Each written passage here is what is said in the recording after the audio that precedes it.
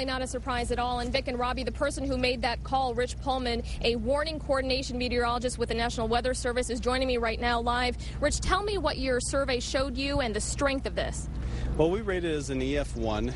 It's the enhanced Vegeta scale, goes from 0 to 5. So 1 is between 85 and 110 miles an hour, just based on the damage that we've seen here in St. Clair County. And how far did this go? Well, right now it looks like at least a 1 to 2 mile track. It's about 250 yards wide. And where do you go from here? Well, we got to finish the survey, find the beginning of the tornado, and also find the end of the tornado, and we'll put together the final details of the exact maximum estimated wind speed based on the damage that we see here in St. Clair County. And your thoughts on the damage, what you saw today? Well, it's certainly a tragedy to see the damage with the campers, and of course we feel for everyone that lost their personal belongings and were hurt here in the tornado here in St. Clair County. And obviously this is something that just came up. I mean, no warnings or anything. In southeast Michigan, sometimes we do have these storms that develop very quickly. As quickly as they develop, they dissipate. And this was the case here where the storm developed very quickly and didn't have that warning. Mr. Pollman, thank you so much for joining us. And back over here live, you can see some folks here standing here. They're waiting to actually get onto the campground so they can retrieve their belongings.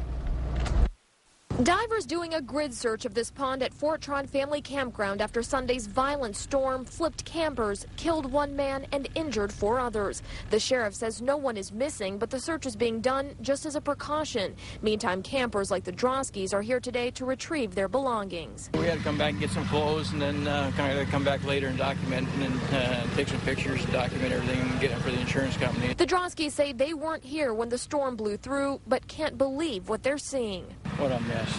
Just luckily that we feel that we weren't here when it happened, and we feel real sorry for the gentleman that lost his life and the people that got injured. The campers are being escorted onto the campground by law enforcement, and they're given just a few minutes to get their things. Just to control the amount of people in here so it's not completely chaotic. And the primary function are divers. We've got 3 different jurisdictions here, and we've got to make sure that they're left alone to do their job. Back here live, another live look at some of these trees that were uprooted from this tornado. Now we know it is a tornado. Joining me right now is Sheriff Tim Donnellon with the St. Clair County Sheriff's Department. Sheriff, give us an update as to what is happening right now. Right now we still have 3 different dive teams in the water. Macomb County Sheriff's Office, Washtenaw County Sheriff's Office, and of course St. Clair County Sheriff's Office, and they're doing a grid search just to make sure that no one that isn't accounted for is in the water.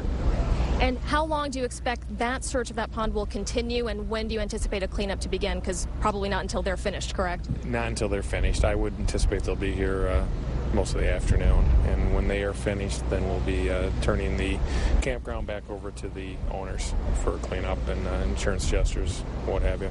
And last thing regarding Mr. Anderson, James Anderson, who was killed, what can you tell us? You're still waiting for more information before you release any more details? That's correct. We really can't say anything at this point. The medical examiner's office, Dr. Spitz, will make a determination of the cause and manner, and when that is released to us, we can then release that to the media, but at this point we don't have anything to add on that. Tough to look at, isn't it? I mean, just a real mess. It is a real mess, sure is. Thank you so much, Sheriff. Thank you for joining us. So that is the latest from here in Clyde Township. Again, as you can see right over here, these folks here just waiting to get onto the campground. Again, they're being escorted by police officers, sheriff's deputies, and they only have 5 minutes once they're there to get their belongings and get back to their cars. Reporting live in Clyde Township, Anu Prakash, Channel 7 Action News. Yeah, you can see what a disaster that is. Okay, thank you very much, Anu. Vic? Well, just after that disaster struck, viewers snapped pictures that show the sheer force of the storm. Now, this picture here shows how strong the wind was that ripped a massive hole in the side of this RV, tearing out the insulation. Another viewer took this picture shortly after the storm blew this camper into the pond. Divers searched the water, but we're told no one was inside the RV. And if you have any pictures that you would like to show, you can send them to WXYZ.com.